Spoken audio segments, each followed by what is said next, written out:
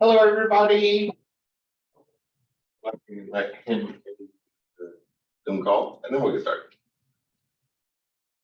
Hello, everybody. So, got a few things to look at today. Talk about one announcement. I will be sending it out again before next Monday, but I apparently have a curriculum committee meeting I have to go to next Monday. That is 1 to 4. So it's at the exact same time as our course.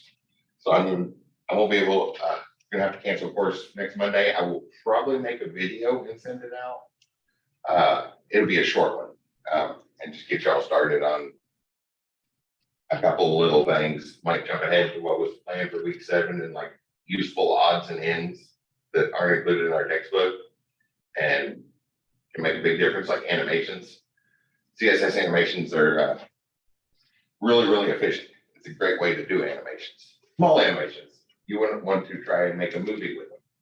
But if you have things like the logo spins when you first load the page, all the stuff floats in starts off the screen and floats onto the screen.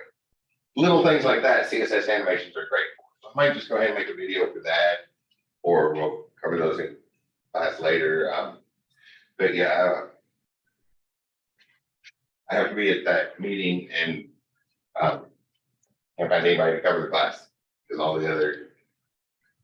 the instructors, other faculty and adjuncts who are available during the day are teaching classes at the same time, and the rest of the adjuncts teach in the evening because they work during the day.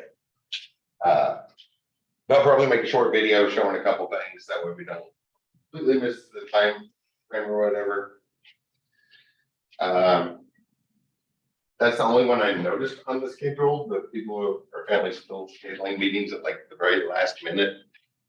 Things are showing up with less than a week's notice because they need to be done by a certain deadline, and the deadline is quickly approaching and meetings haven't been scheduled yet. So hopefully there won't be another one, but and hopefully there won't be another one on Monday or Wednesday. If they do that again, but hopefully it'll be Tuesday and Thursday. That would cancel the same class. So at least a different one. So today, we're gonna look at tables and forms and lists. I guess we should put that on there. Very quick coverage of lists, because as you may have noticed, the author of our textbook really, really likes lists. They use lists for all sorts of things. When I was in a class like this, the textbook never even mentioned lists. Lists didn't make the cut for the textbook, but the author of this textbook seems to use them for everything. So there's a lot of personal style involved. Hopefully by now everybody's kind of realized that. It's just a set of tools, and there's different ways we can use them to put together web pages that people will hopefully want to come look at. And that leads to the next thing I wanted to look at, which was just point you towards this stuff, is everybody comes to college for pretty much the same reason, right? To get a good job where you make good money. And usually it's an accumulation thing. You take a bunch of courses and knowledge builds up, and then you have a skill set that you can make really good money with. This happens to be one of the classes we can monetize immediately. Make a static web page. If people want to come look at it, we can show them advertisements, pay for showing them advertisements. Software as a product has kind of shown itself to not be a feasible model. Y'all may have noticed that when you actually make the software and then sell that individually to people. Even Adobe, which basically has a complete stranglehold on the visual communication industry, cannot get by selling their product alone. Software as a way to deliver advertising is a great model. So that's probably the industry you're heading towards anyway. Yeah, I think everybody's aware of that just from our modern work. Even Adobe has happened to raise the prices of subscriptions every couple of months because it's not enough to sell the product, to sell the software and be done with it. But sell it using the software as a way to show advertising pays a whole lot better and more consistent. Yeah, for really about 18 years now, graphic design classes haven't done anything except teach Adobe software. So Adobe has a complete stranglehold on that industry now. And they're down to the point they charge for colors. Just trying to get by. It's so we need other ways. People have looked at other ways, and just putting ads on the corner of a website people will come to is a great way to bring in revenue. That's kind of the world we're going into, but it allows us to monetize our websites, the knowledge from this class immediately. We don't have to wait till the end of the program. If your final project is something people might want to come look at, throw some ads on there, and every time somebody comes to the page, you get a few pennies, and that adds up very, very quickly because there are a lot of people in the world, and it doesn't distinguish between people and bots. If a bot comes to your page, you get a few pennies. The marketing firms just go off the click count. If something visits your page, you get money for them looking at the ads you show on your page. And it follows from what we saw the other day. They'll give you the code to copy and paste that on your website, and then everything else is handled from the marketing firm. So it's just a copy and paste thing. And I guess what sometimes surprises people is that in a lot of ways, Google is currently holding the marketing firms from reaching out to you. Because it's guaranteed, if you're a student in a HTML, CSS class, it's guaranteed that at least the instructor is going to look at every web page you make. So the marketing firms know that there's a guarantee that at least one person is going to look at that page if they put an ad on it. So in a lot of ways, Google is actually holding them back. So to monetize the knowledge from this course, basically we just tell Google to stop holding them back. And well, there's two of them. So we might also want to promote our stuff. So if you go to Google Ads, this is where you would put out advertising. So if you have something that you want to promote, this is where Google Ads is where you send out the ads to put on other sites. And there's also Google AdSense. This is where you would go to promote, earn money from website monetization. You go here, fill out the form, and there's really not much to it. So we go in here, you can read through that, get started or sign in. It uses your regular Google account, like so many of those other things. Fill out what site you want to put ads on. Or say they don't have a site yet, and they'll still give you code to copy and paste so that when you do get around to buying a domain name, the stuff's ready to go. They just want to know what it is by that point. So put in the name of the website. Suggestions on getting more people to your website is not a bad thing to receive. It's like a newsletter sort of stuff. They'll email periodically, the bots will look at your site and be like, oh, people are, there's a design trend and people are going to sites with lots of red on them this month. So you want to put more, adjust your style sheet to show more red and stuff like that. I doubt that would be an actual situation. That's a very simplified example, but that sort of thing in a newsletter. And then where do you send the check? And that's basically it. Hit start, and a couple more boxes fill out on the next screen, and they give you some code to copy and paste into your site. So you just leave a container for it, basically. Stick a div somewhere in your site that it's going to be empty as far as your content, and we'll fill up with the advertisements. Or several divs. Y'all know how I assume everybody's seen those websites, right? There's a long range. It could be just an ad or two in the corner, or it could be the full clickbait sites where there's more ads than content and pop-up boxes and all of that. You choose the spot in between. Obviously, those later ones pay a lot more, so if you one person goes to it, they see a whole lot of ads, and they get a couple pennies for every ad every time somebody goes to your site. I always like to include that because most of the way through school, you have to go through a whole bunch of courses before you build up enough knowledge to monetize it. But this is a course with no prereqs. A lot of people take it their first semester and start making money immediately, which is very, very beneficial for going to school. The school's kind of expensive. But yeah, just Google AdSense is the one you want. I guess I could have copied and pasted the link. Google AdSense, yeah. Or I'll just stick the link right in the chat room if you want to copy and paste it and forget which word to search for later. Okay, so AdSense, and then if you want to promote something, you go to Google Ads, and somebody that already copied and pasted the code from AdSense will get the stuff you forward them from Google Ads.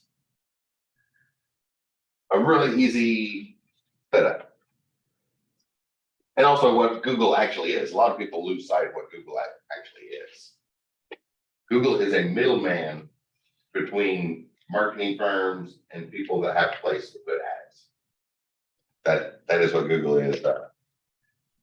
People seem to think it's something else, something more. They're just a middleman between marketing firms and I guess in the traditional sense, like pre-computer age, they would be the middleman between the actual marketing firm and the person that owns the bus stop bench where an ad could go. And they take a few pennies off the top. People seem to think it's more. Y'all might remember a couple years ago, Congress had a bunch of executives from Google come in and we're trying to ask them all kinds of questions and talk about security and stuff. And they're just sitting there kind of shrugging. They're just like, we're in the advertising industry. We just forward checks from the marketing firms to the web developers. But they don't really have a lot to do with the other stuff, but people lose. It relates to our content because what Google really is something that immediately puts money in our pockets, which is why people come to school. So now on to more stuff for these. Tables and lists. This first section, which we'll do a quick pass. The book covers, well, the author loves lists, so I'm going to make a couple notes about lists. Tables, we're do just a few starting points. And the book is pretty thorough about tables. Some notes, especially a little addendum on something you've heard. And then the tables then we'll spend some time on tables that aren't in the book. And that might take us a little bit past the break. And then after the break, we will look at forms. That's the input boxes and the buttons. We will just see a little bit of dynamic stuff at the end. There's an entire course coming up on that later. Several courses for some of y'all. I have no idea where I just did my pen cap. Guess this mark will be done for soon. Might be a few minutes before it dries out. Maybe a couple courses for some of y'all soon, and in the 200 level programming courses, the language specific ones, they're all being transferred to the modern manner of building websites, which are not websites. That's what we're doing in this class. The modern manner of building applications, especially GUI applications. We use HTML, CSS, we use an HTML standard, and then use what's called a container to load that web application onto a desktop individually, even if it's offline. So we don't have to write different versions for different machines, anything like that. There's some great advantages. So the courses, the statewide courses are slowly being remodeled to that. It's like one a year, but a lot of us around the state have already started doing that in our courses on campus. If you have me for a course, we'll definitely do that in all of them. Python was the first one last summer, and C# going to that this summer. C++, we just got rid of this. But yeah, people don't use C++ for GUIs.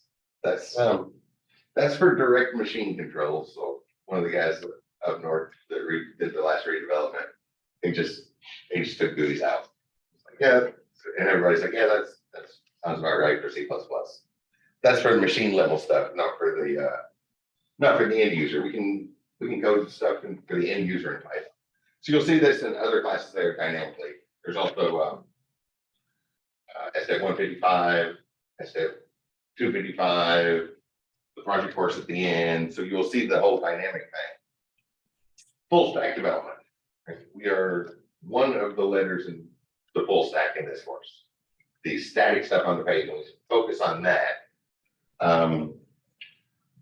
Which maybe a break, I'll bring it up. There's a couple people that still need to, we need to talk about the project proposals because they were talking about dynamic things. So that's not quite going to work for it, of course. If you heard back from me, that's not. If a grade showed up in the grade book, there was some comments saying your thing was approved. But other people got an email, and I still haven't heard back from the people that got an email saying that project wasn't approved. And it's already been like 2 weeks. But this course, we study the static websites, and that way in the other courses, we know HTML and CSS really well, so we can focus on the dynamic part there and expand it. And over the course of like over the span of 3 courses, learn about full stack development. Stop trying to shove it all in at once. Everybody's familiar with tables, right? When I say tables, I'm not talking about like the dining room. The rows and columns, we organize things nicely into rows and columns, and each one gets like a single data point and keeps it organized, nice looking, easy to read, easy to find particular points of data in it. A great way to present data. I think hopefully everybody's familiar with that. Tables are very, very common in our society. You might come across a warning. It's kind of phasing out. It's not don't see it as often as we once did, but you'll see things about saying not to use tables with HTML, and a lot of people seem to take that the wrong way. So tables are for table purposes. Use tables to display data. If you see those warnings saying to avoid tables, what that is don't do your layout with the table. So if you wanted to do a whole page layout, right up here, you have your header, then maybe column down the side and a footer at the bottom, our content, and whatever's there. But we could say, we could do this as a table. This top row of the table is one cell that spans 5 columns. Span, 5 columns. Then this is one column that spans 6 rows or something. And then all of this is one cell that spans a whole bunch of columns and rows. And it's the entire page, but it's actually table set up as a table. That was done a lot back in the 1990s, the early days of the internet. Some of y'all were very young, or perhaps before some of y'all were born, because there were some tricks that we could do to make that faster. We could send parts of the table. We didn't have to send the whole table at once. And when everybody just connected to America Online at 56 kilobits per second, we definitely wanted to use lots of tricks to get things across the internet as quickly as possible. But there are problems with doing it that way. The biggest one is search engines do not read the data in the table. So if you do your entire page layout as a table, a search engine like the Google search bots will just tell anybody searching for stuff that might stumble across your page that you have a blank page there. So you don't want the search bots thinking you have a blank page, because then nobody's going to look for it, right? Nobody goes and types in the address bar, let's go we open Google and search for it. Or one of the things like Google, they're not the only search engine. Google's the one that made it, is a verb. It still say Google it even if we're gonna use fingers. So the bots would think it's an empty page. That's the biggest problem. There's some other not good reasons to do it. If you see those warnings, that's what it's talking about. Don't do the layout. Tables are for data that we would normally put in a table. If it's something that you would probably type up in a spreadsheet, then it should probably be displayed as a table. So just make sure you understand those warnings correctly. And there's two options. I believe our textbook only shows one of them. We'll look at that really quick and then look at the other one, because it helps to address that nicely. Traditional HTML table elements, that's what's in the book. But there are also CSS properties that we can use to style things. I'll go through the notes, talk about traditional tables. We'll look at an example of those. Then the other one.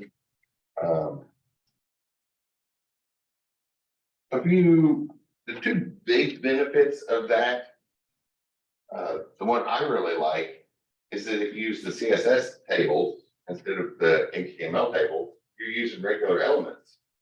So if you did it with like a section element, you might already have a bunch of style rules for section elements on your page. So it already fits with the stuff on your site. And then you just add a little bit more to make a few of those sections set up like a table. And the second big advantage is then it's just regular HTML elements that we're styling to look like a table. So search box will read the data that's in that table. Which obviously is going to, if you have data that people are going to be looking for, you're going to get a much higher results in the search results. That was not a grammatically correct sentence. You're going to rank much higher in the search results because the bots can read the data in your table. Yeah, we'll see that in them here pretty quick. But then we'll go quickly, and then we'll talk about lists and forms afterwards. So, I'm gonna jump over here and just start coding up some HTML and CSS. I'll go ahead and save this so that the lexing works. Go to documents and delete folder.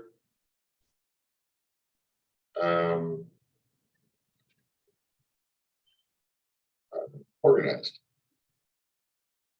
That sounds like a good folder name for today, tables and lists. Or ways of organizing the data on our page. And I'll probably do it all as one page. So I'll just call this index.html.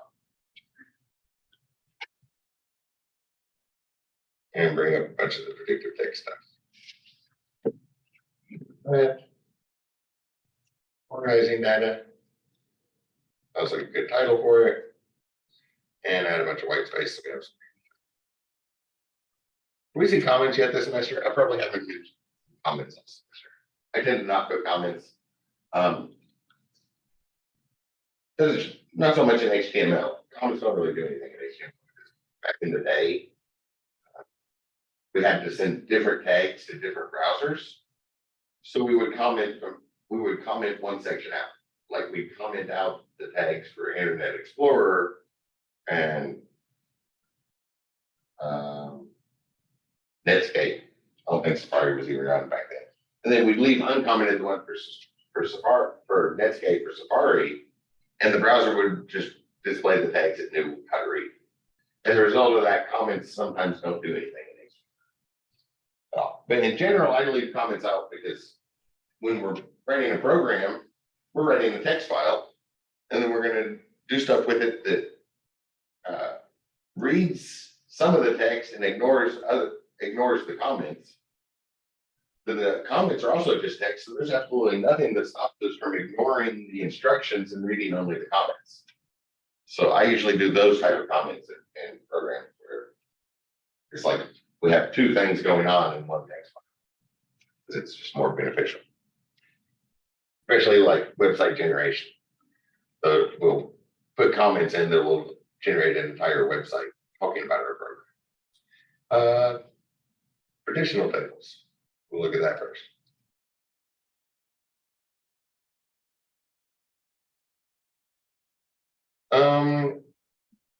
You can probably guess the name of the element. So we have a table element, but that not in. Come down a couple lines and in the table. And then the basic structure is in there. We put table rows. So TR for table row. And inside of each row, we put table data. So TD for table data. Name, TD age, TD. For those who haven't had me in class before, I tend to use the same generic classic or very similar generic data for class examples. Usually name, age, and town, and I'll make up a bunch of names. So another table row. And this one, make sure you get some practice with this. As if you're heading into the software development programs, really any of them. The web dev CTE, the software development AS, AAS, because before long, you'll hit the 200 level class where we intermingle things with the 100 level class. You'll be writing Python, but you're pulling from a MySQL database and outputting it to HTML. So if you're pulling from like a relational database, you're going to grab the data in the back end, and the most logical place to put it is in a table. So this is one that you would build up that very, very often gets built up with another script in another language. So you might want to get some practice with keeping all the cells straight and all the tags, because there's a lot of them. It's a table. There's one data point in each cell, so we need tags for every single cell, and that really adds up quick. It's also a whole lot easier when it's generated when the computer's typing those tags than when we're making them. For this class, we'll type them all. So table data. And I usually do something like this. If I'm manually typing it, if it's not very big. So I put the column headers in, so I know I need 3 cells. So I'll go ahead and put the table row with 3 table data elements, and then stick that on the clipboard. And to copy and paste all the rows that are going in there. So what are some names? So like Sally is 34 years old from Salem. And then we can paste in the next one and say Helen is 14 from New Albany. And paste in the next one. Charlie, who's 87 from Charlestown. That's probably enough. We'll be able to see the tables going on, stuff going on there. So if I save that, go ahead and open the page.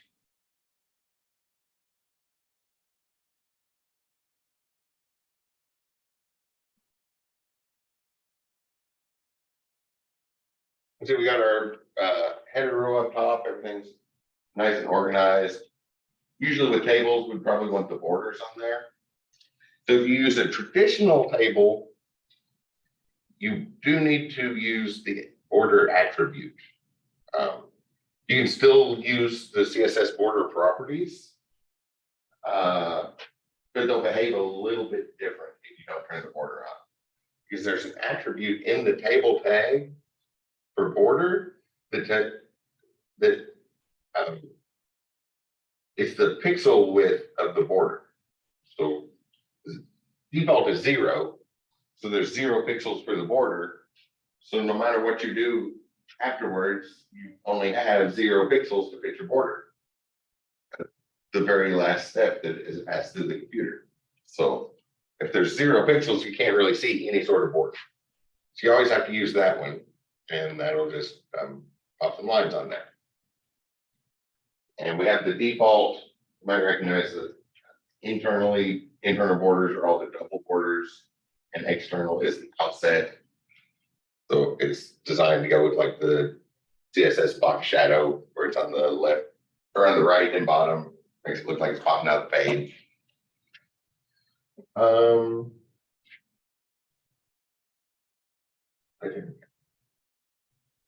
always forget this one. It's either legend or caption. And it's the opposite of how I would have named it. Legend, maybe it's caption. I forget it every time, but it's one of those things. Instead of memorizing it, I have it narrowed down to a list of 2. Caption. Right. Caption goes with a table. Legend goes with an image. Oh, legend goes with a form, which is the opposite way I would have named it. Because I think of like legend on a map. Right? Map legend, and legend on a table tells us what's in that table, but it's versus the labels on a form, I think of those as captions, but it's the other way. Whoever named the tags, caption of a table or an image, you also have the caption tag gets embedded in the picture tag as well. Same thing we did here, just stick the caption in as a child of a picture or audio or video. And then a legend is the equivalent thing on a form, like a field set on a form. I would have named those backwards, so I always forget that and type the wrong one unless it's been very, very recently that I typed. There's some other things. I guess we can put a footer in here. Let's do another table row.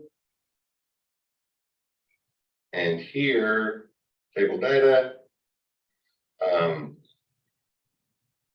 I don't know, amp copy 2023. Just because I can't think of anything quick enough to put there, I'll just stick a copyright at the bottom row of the table. So the first thing, so I come over and reload the page. You can see we are allowed to have jagged tables, so they don't all have to have the same number of rows, or I guess columns have to stick out the bottom, but it doesn't have to be a perfect rectangle. We can have a different number of columns or in each one, but that kind of messes up the alignment unless you do it at like the very end.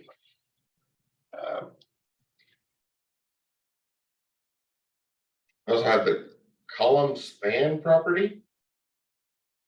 So we want to span 3 columns with that, or 2 more columns.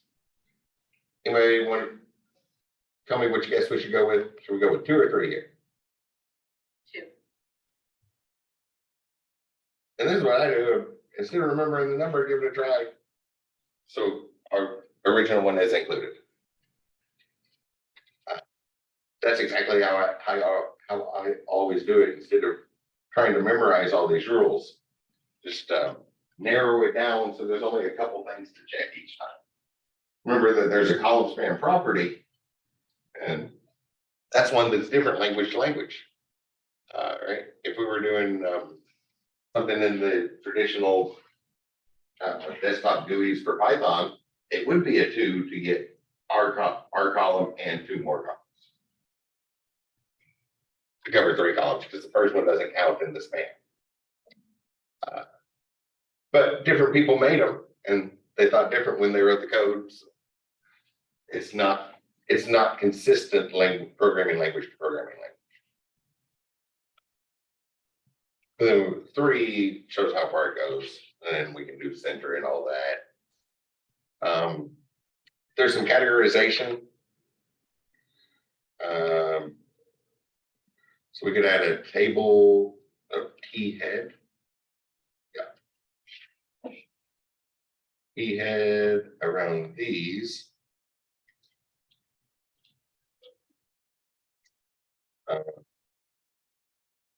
Then T body covers all of our actual data.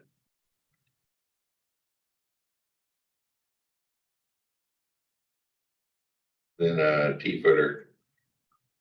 Probably guessed that one by the time we got to it,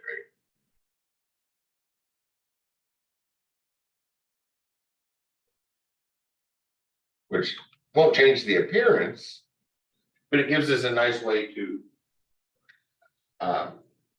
great way to access it on the style sheet. So let's go ahead and throw the style sheet in here. Anybody have any questions about those? Most people find it very straightforward. You will want to get some practice because as you progress further, if you're in this class, some of the other upper development classes you have, this will be the output of another program. So, and you're probably gonna have that program add all those tags in dynamically depending on what's in the database. And you want to get very, get some practice with it just by itself before you start having a program write it. Okay. The reason we always start programming with outputting strings is that's what you've had a lot of practice with is the output. Simple math, and then we get to the really fancy things like Java currency later.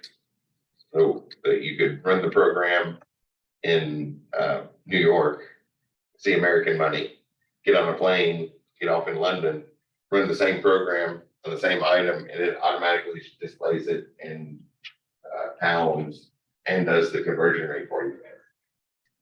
Like we don't see that on day one. We see a string that just has a number typed in it. We build up to stuff, and this is one that you will see build up coming to along the way. So that's a good one to practice. Href equals organized. That sounds like a good name for it. .css.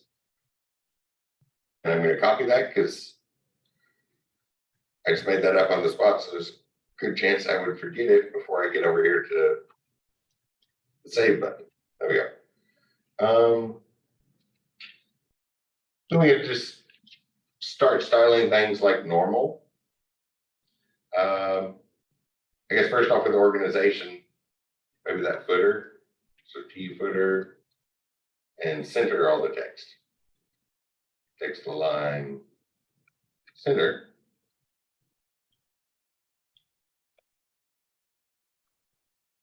Didn't seem to work though. Somebody want to tell me what I missed there?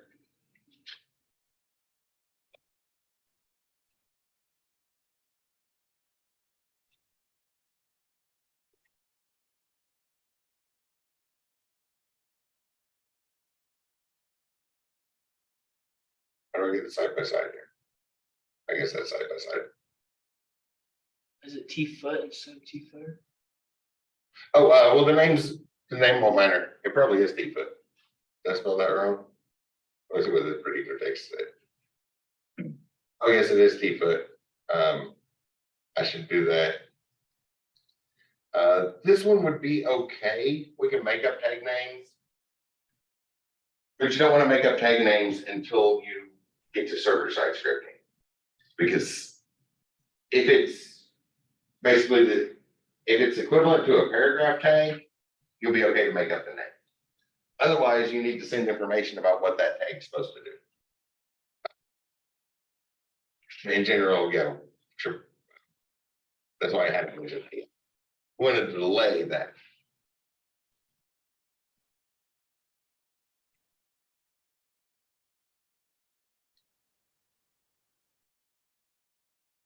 That was a good observation, though. So we used to type a footer from the HTML element. No other guesses? Well, for a hint, is there any text in our footer element? Our table, our T-foot element? Does it have any text? It only has other elements in it, right? So we need to do the inheritance. Table row and table data. The table data TD cells in the TFooter cells. Oh, let me go back to the correct spelling. There we go. So that one's kind of normal, but the sort of thing that you probably hitting a lot when you get doing your homework right now, right? There's a lot of stuff going on, and you know it doesn't match the picture, and you have to start digging through. And there's different ways to approach it. I usually try to, I go with cascading. I'll go up to the most recent parent element and come down. But that's because I've looked at a lot of HTML. Probably easiest to start to do the bubbling when you need to do some debugging. Go to the spot that should have changed by that style rule, and then bubble up and figure out where it should have been. Or the style rule didn't apply to footer, so that would be a cascade down. Footer has a child of TR, or TFoot has a child of TR, and TR has a child of TD, and that's the one we actually want to adjust our alignment in.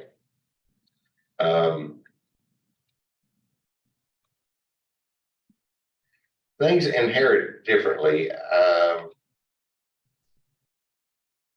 have some notes sitting at the side talking about inheritance, but I like to leave that off till near the end of the semester when y'all have seen some of that. Kind of like right now, you've probably seen when margins are allowed to overflow and when they're not. Sometimes the margin doesn't do anything because it's allowed to overflow into the next element there. And other times it will move things where they shouldn't be because it's very explicitly there always has to be a margin on in that particular way. So the inheritance and overflows and things like that, I like to save that till near the end of the semester when you all have seen a lot of it. So you know, in case you haven't picked up the pattern yet. And do stuff for the entire table overall. Background color, RGBA, get some sort of color. I don't know, maybe a light tan. Oh, that'll work. 237, 199.62. And that input one, HTML input that we saw earlier in the semester, that's the way I usually do that. Let's say 56%, somewhere around the middle. That's what we're going to look at later today. So to do with forms.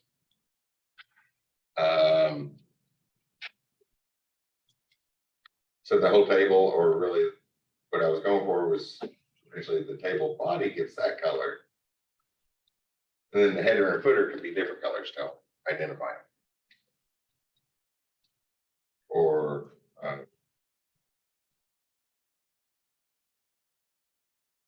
yeah, that'll work.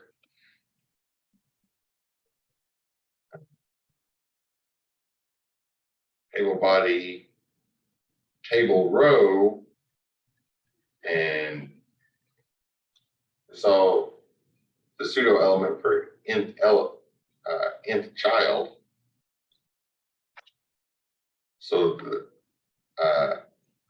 a certain number of child, so like the even ones or the odd ones, get that color, and then the even ones that don't have a color yet. That's a pretty common one. Maybe the even ones get a slightly darker color.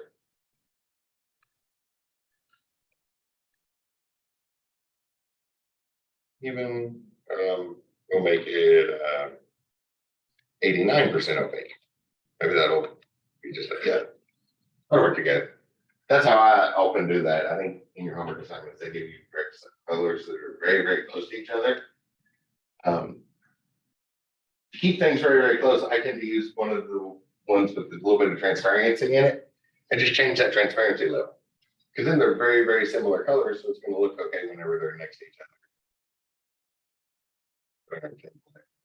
So T-head can have a background color. Fine. you put background color of forestry.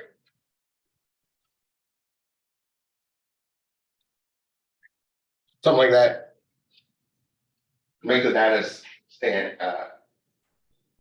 make the data easy to find on the page. So that's something we often show.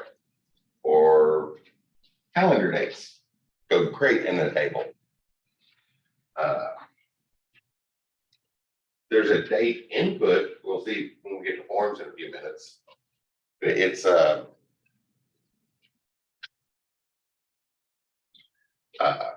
it's for inputs, not for outputs. But we can do some very similar stuff with our HTML elements. Well, that big disadvantage is if we have some important data, search bots don't look at that. We might want search bots to see it. We can also use CSS elements. Does anybody have any questions about the traditional tables? I see head shaking no in here. So let's set up something for this. Div class equals table rep, and that'll be our whole table. And inside of it, we can put some other elements like a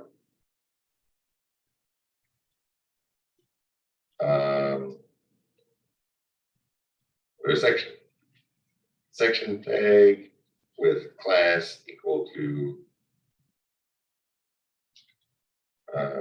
table dash header. And then probably a couple, something in there that we can make look like a table. Put an article in there. So I think I do that backwards. My mind just works backward on that one. I think it's supposed to be legal things where it's a section of an article, but when I just start typing, it seems to flow out backwards. I'm just gonna duplicate that. Name, age, town,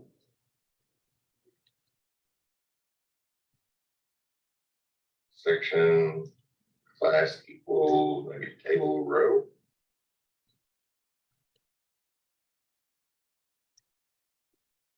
And I'll copy a couple articles to put it in there.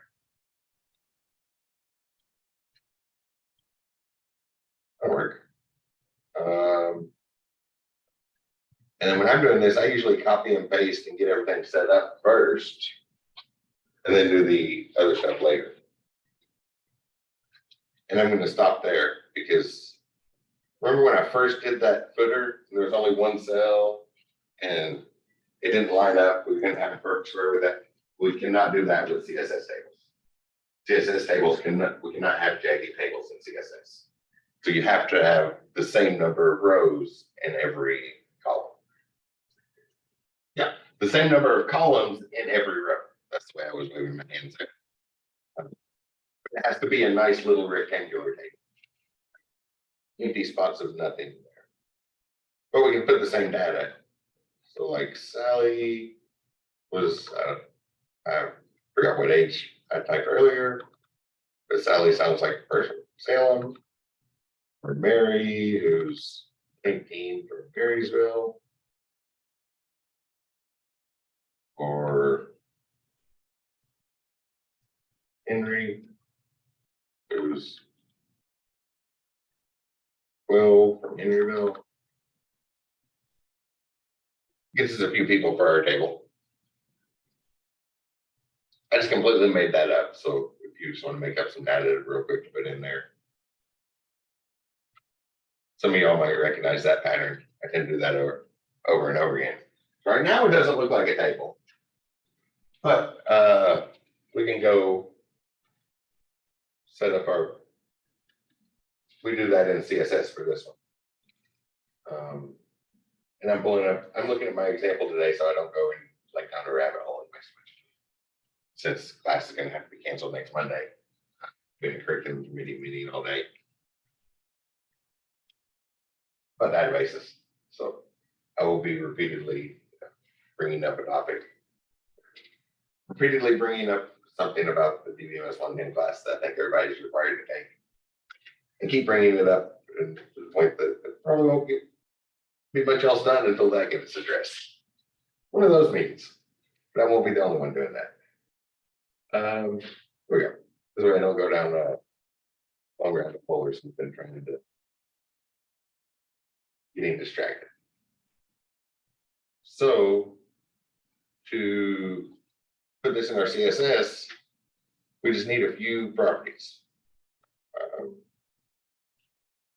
So I put class names everywhere. So there's the table wrapper. Actually, I'm just going to change that to table. I'll just change that one to table so we can see it overall. So we have a dot table class. And if we set our display to table, I think we'll see some results already. So the display property, just set that to table. And I think, oh, not enough there yet.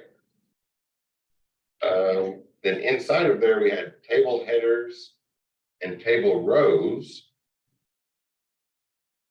So we also have a display property dot table header and dot table row. We can set those to display as table row.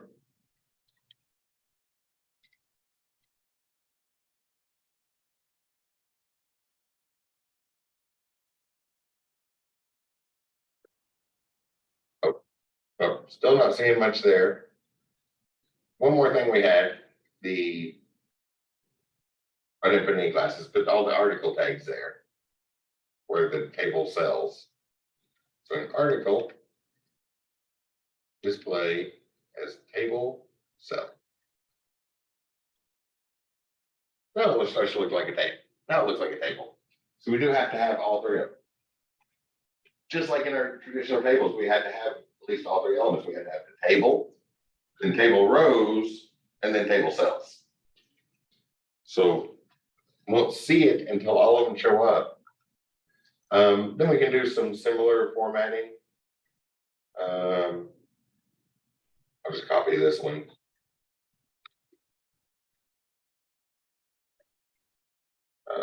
Still need the comment. Then that with int, child, odd, and the pseudo element of int, child, even. They're probably spelled wrong. It's behind the Zoom thumbnails. Okay. Those will get this color. Oh wait, that's not right. Those are both the odd color.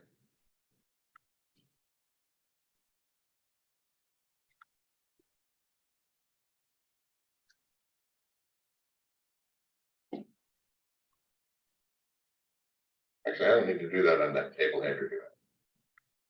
Table header is different altogether. Then this one, I think I put 89 there. That's at least close to what I put.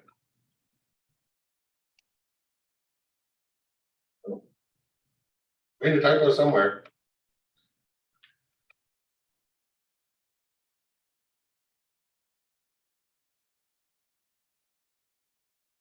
You may see my typo.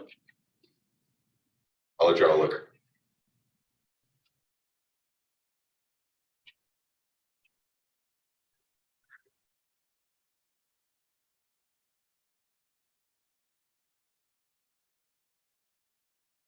Anything?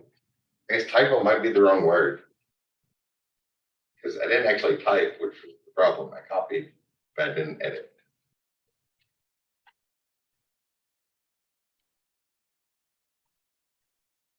That's part of the thing with experience, the years of experience is getting used to looking for errors. You get quicker and quicker and quicker at it. You get used. It gets much, much faster debugging. That's the biggest thing that's the biggest spot where speed increase happens is you get better at tracking down the bugs very, very quickly. Yeah. Then the table header is just going to have a background color of whatever I put above.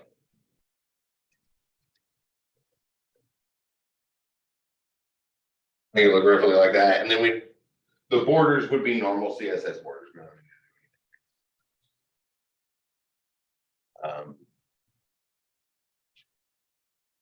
Any questions about tables that way? Biggest advantage, we don't really see here, but if you have a big complicated site, you've already got tons of style rules on 30 different pages of your website. You can reuse those elements and then you inherit all those style rules that are already there. So it already matches your site. And you just add a little extending class to make it a table.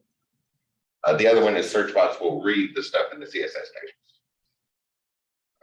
The biggest drawback is things like the footer row here. We cannot have jagged tables. So you'd have to find another way to do that. Another element outside of the table, relatively positioned to the table so that it looks like it's part of it might work. I'll leave that for you all because yeah, it's an active subject. So that's how we learn, practicing stuff. Does anybody have any questions about the basic idea there? And I'm going to skip over borders because you all know how to do borders. We could easily duplicate those borders, right? Just a double border on all the inside ones with them. Looks like about a 2-pixel padding there. And then maybe a 4-pixel outset border for the whole table. That's another thing that gets quicker is get used to the different properties. So one more thing before break, because it goes with this, but it's going to go quickly because our textbook really like list.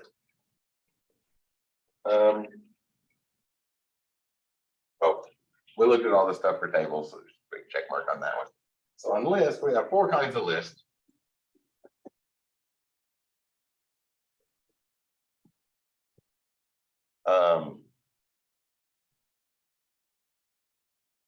I'll write out the words.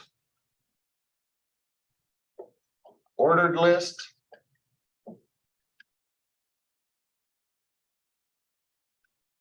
Unordered list.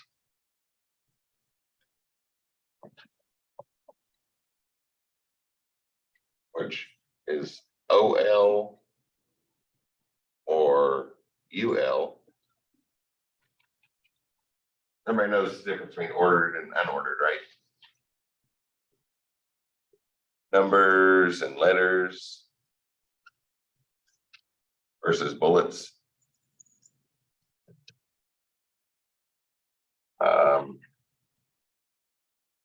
Dictionary list.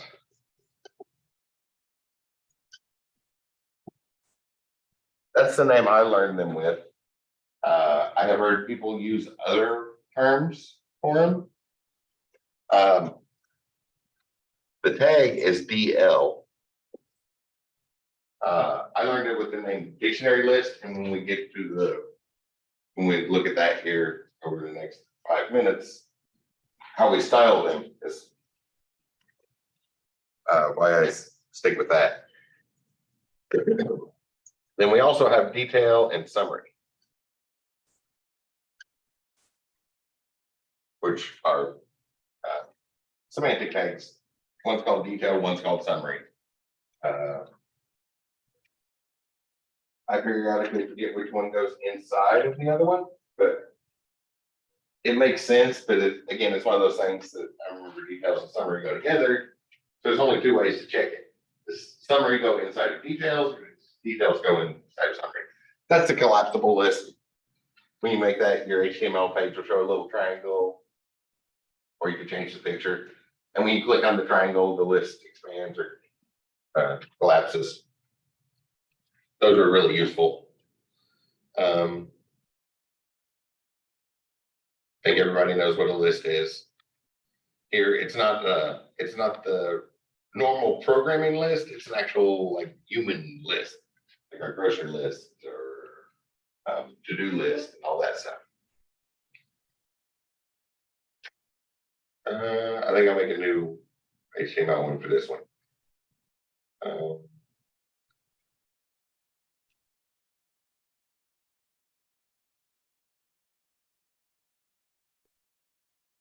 Close those out, make a new file, which is going to be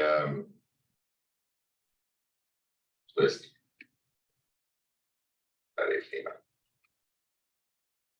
added open file, since this is going to go on the website, I should probably put a link there.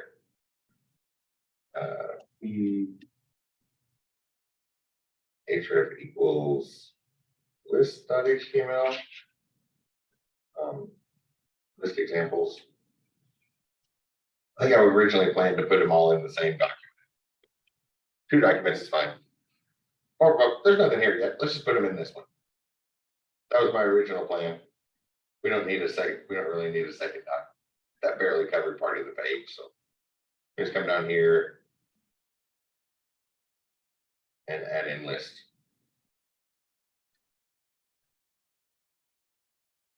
And comments look like that, but comments are often ignored by a browser. You put words there, it'll ignore the words. But if you comment out elements, it will still show the elements.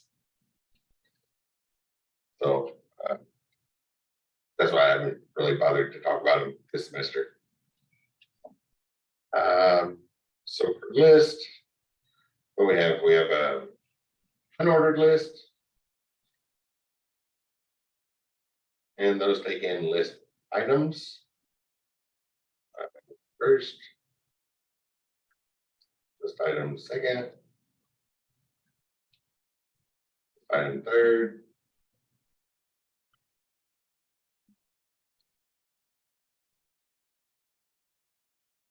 Same thing for unordered list, just an OL instead of a UL. Whoops, that's not O.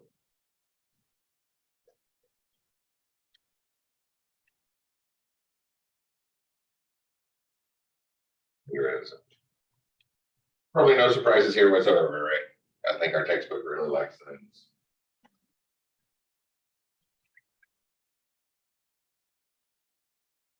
The dictionary list is the name I learned them under. They get 2 things in them. Oops. /DL. So there's a DT and DD for dictionary title and dictionary data.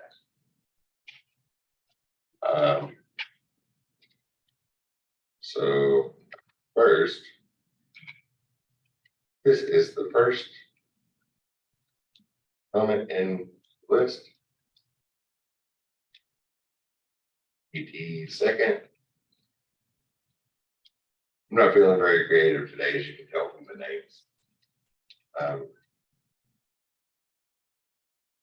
Another element here has been labeled second.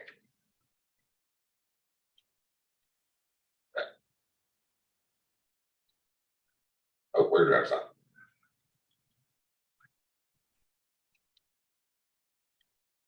So that's the basic structure for them. So the title, think of like a dictionary.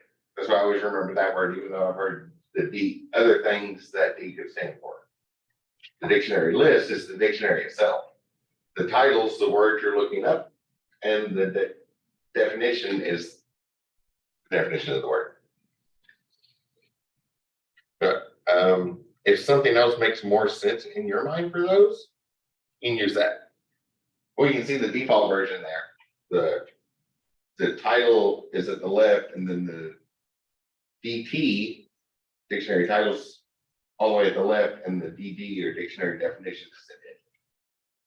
If you made that the title bold, it's going to look exactly a whole lot like the Webster's or Oxford dictionary formats.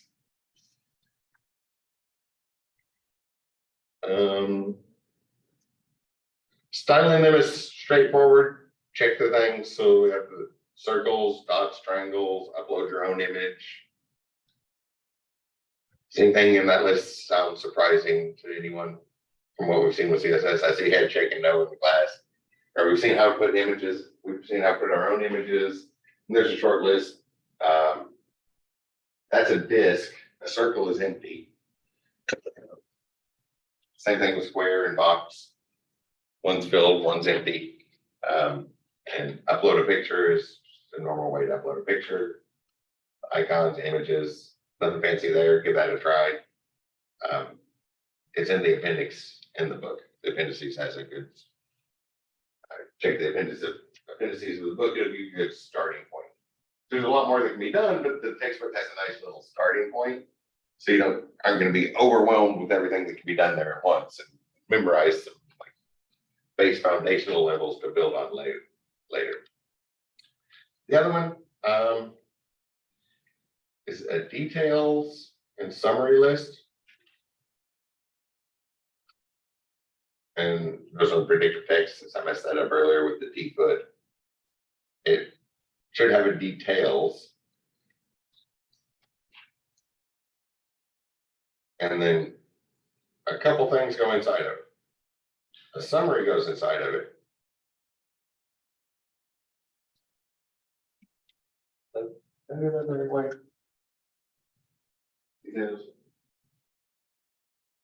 Okay, I didn't do that backwards.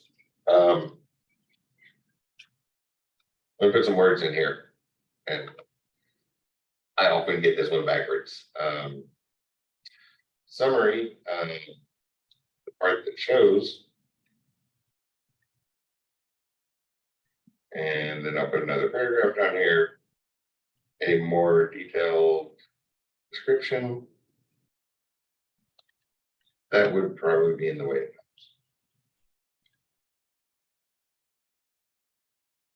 it comes. Something else at times in the paragraph. So a summary tag and then other stuff. So you could put a list in there if you wanted, or you could put a table there if you wanted. Don't necessarily need to see the table the whole time. You see that by default, we only see the part that shows. When we click on it, we get through it. We can see that other part, which is kind of nice for tables, especially big tables. If they're in the middle of the page, you don't want people to have to scroll all the way through the data to get to the next paragraph. So you make that collapsible so they only look at the table full of data if they need to.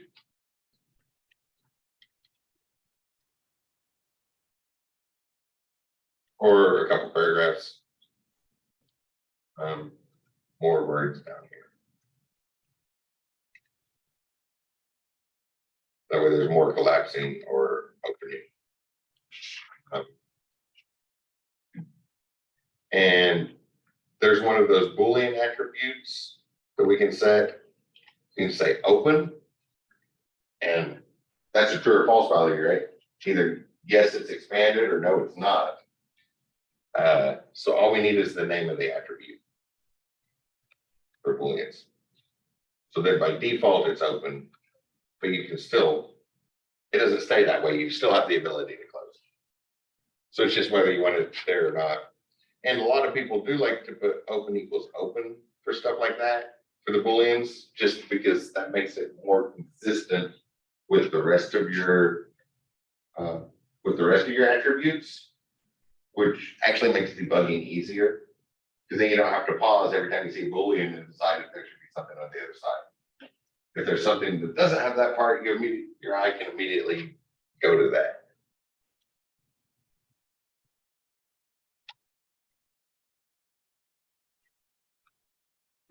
The table data and list are kind of a nice place to look at this. If we zoom way out where we can't even read that, you kind of see like little patterns, right? That can be very useful for debugging. A lot of people, especially at first, try to sit there and go through every single word. But most of your modern text editors are going to have that zoomed out version as well. And sometimes that pattern will be enough, right? If I missed a tag there, we see that stand out in the pattern. It's like the pattern's broken there. A quick way to, that's helpful for debugging. A lot of people, especially at first, don't think about that. They'll sit there and try to go through all the code, but that's why you have this in most of your text editors. So you zoom out and then look at that geometric shape of what the text does when you write up your computer code, and you might spot something useful in the pattern. Which what I was pointing at, it's not on the TV, but I think everybody knows what I'm talking about. The right-hand thing by the scroll bar, where it zooms way out. And if your text editor has that, at the very least, it's still gonna have a zoom feature where you can zoom way out and let your eyes go blurry, which probably gonna happen anyway if you're writing, instead of writing a bunch of code, trying to debug it. And just look at the shapes on the page and see if any of the shapes seem off. Human minds tend to really like patterns. So that can be a useful little trick. List tables and lists. Keep our data nice and organized. Anybody have any questions about those? They're fairly straightforward. The book covers them.